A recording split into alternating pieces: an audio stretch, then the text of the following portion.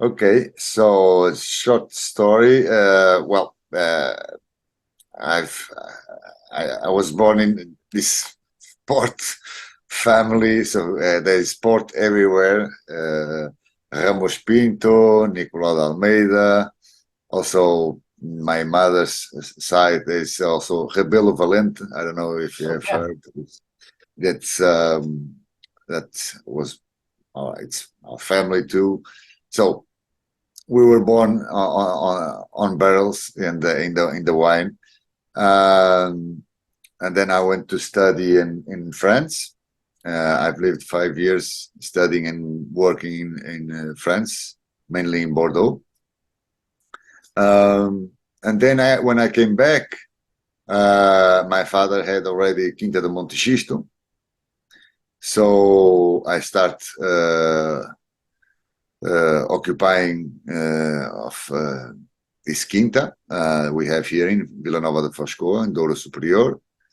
But then at the same time, I started a project on my own with other partners called Mushagat. I don't know if you have heard about this. Well, it was a still wine project. It was interesting, but there was a moment that I wanted to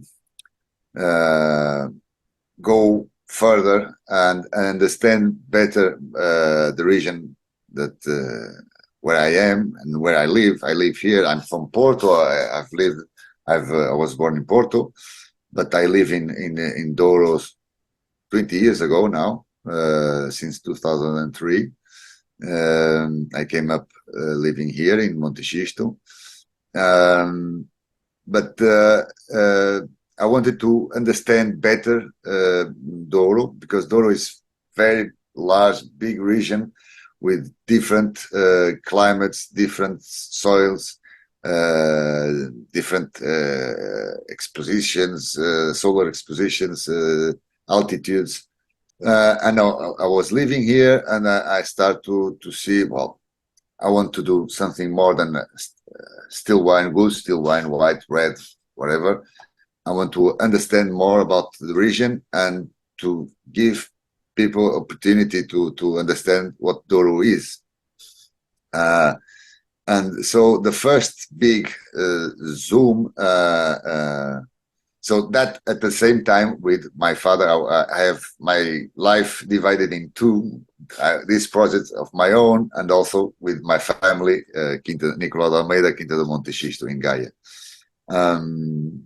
I work in both. Here I work with my wife, Teresa Amestoy. I don't know if you met her. She's Spanish. She was a winemaker for Ramos Pinto for more than 10 years. She was the right hand of my father doing the Duas Quintas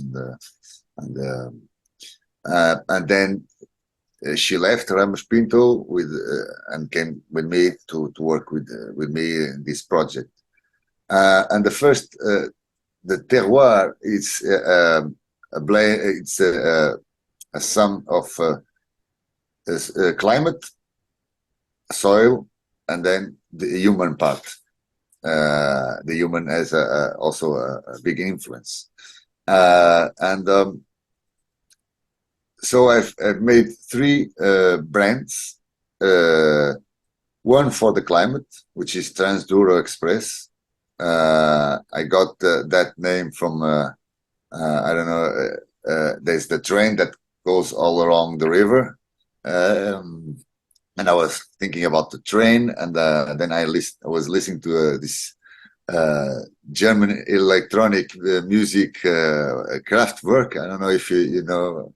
They have a song called Trans Europe Express. It was an old train that crossed Europe, and then I decided to put the name Transdouro Express. So it's a trip along the region. And so in this Transdouro Express, I've made three wines, one of each climate, Baixo Corgo, Cima Corgo, and Douro Superior. Then about the soil, I make I vinify the Eremitas, three wines, and it's wines that talk more about soil, and so they are made in vineyards that are in have the same climate, so in the same subregion. In this case, it's Douro Superior, and it's with a single variety called Rabigato. Why I choose Rabigato? Because Rabigato, it's a variety. First, it's a very complete variety that can give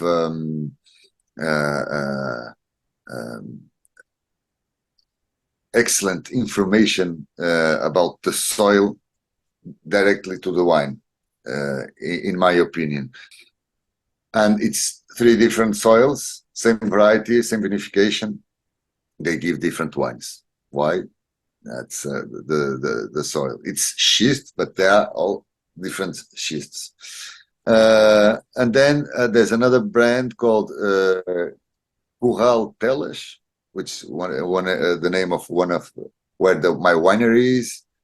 I have built a winery, underground winery here in the schist, and it's where I make my experiments. It's many different tanks, small tanks for different wines. And here in Curral Teles, we make, it's more the human touch that comes up. So the way of vinification, the way of aging, the way of treating some different varieties. It's not about the climate and soil directly. It's, of course, there's also the climate and soil influence, but it's more influenced by more human touch. So Transdouro express the three subregions, since they exist because of the climate. Douro region, it's a mass of schist, very old, 500 million years. It was in the past a big mountain. Now we are on the bottom. It's a piece of massive schist with a river in the middle, and with the Mediterranean climate that doesn't exist around it. We're in Portugal, pure Mediterranean climate we have only in Douro and Algarve. It's the only places that we have pure Mediterranean climate. But inside Douro, there are three Mediterranean climates. They are in Baixo Corgo, we have Mediterranean Atlantic climate, still with influence from the sea winds. In the center, Cima Corgo, we have a pure Mediterranean climate. The area of, very well, Pinhão, this area. And in Douro Superior, it's Mediterranean continental climate, already with influence from the continental climate from Spain. And these three climates, they give very specific wines. And so I started to vinify them separately. All of the wines, the vineyards, it's not one single vineyard. The wines always come from many different small vineyards, so it can be representative of the subregion. Most of the vineyards are all vineyards. It's because what we want is to have a blend of mixed varieties, so there's no influence of one or two varieties that would be hide a little bit the climate effect on the wine. So they are vinified the same way, in a very simple way. It's they are vinified in open concrete tanks with very smooth extraction. maceration with the skins 5 days, more or less, and then the rest of the fermentation is done in without the skins, in concrete tank also. They're all aged and vinified in concrete. I wanted a neutral kind of tank. We don't use wood. It's not because the wines would be better or worse, but the thing is the wood would influence the flavor on the wine. So what we want is to taste the climate. And they age about 8 months, and they are released very soon. So in 1 year, they are already bottled and ready to consumption. Because younger they are, it doesn't mean that they age, but the younger they are, the better they express the characteristic of the region, the climate. Wines from Baixo Corgo are more, they have more acidity. So in Baixo Corgo, it rains 3 times more than in Douro Superior. So can you imagine the difference? The wines must be different. Yeah. It's impossible. They are completely different. So the wines are more blueberry aromas. The acidity, they have more acidity, natural acidity, and also they have more tannin than, for example, Simacorgo. But it's a tannin, sharp tannin. They are. It's not ripe tannin, because it's not. Sometimes it's not too hot enough to degrade these tannins. Yeah. So when you go up the river, it rains less and less, and the temperatures go higher in summer and lower in winter. So Simacorgo, the wines are more round, the tannins are more round, and you feel much more breadfruit coming on the wines. You feel more maturation. And if you go up a little bit more to Douro Superior, you have extreme heat on the summer, very cold, cooler in the winter, very dry region, and the wines have the aroma, they have less acidity, so the acidity goes down when you go up the river.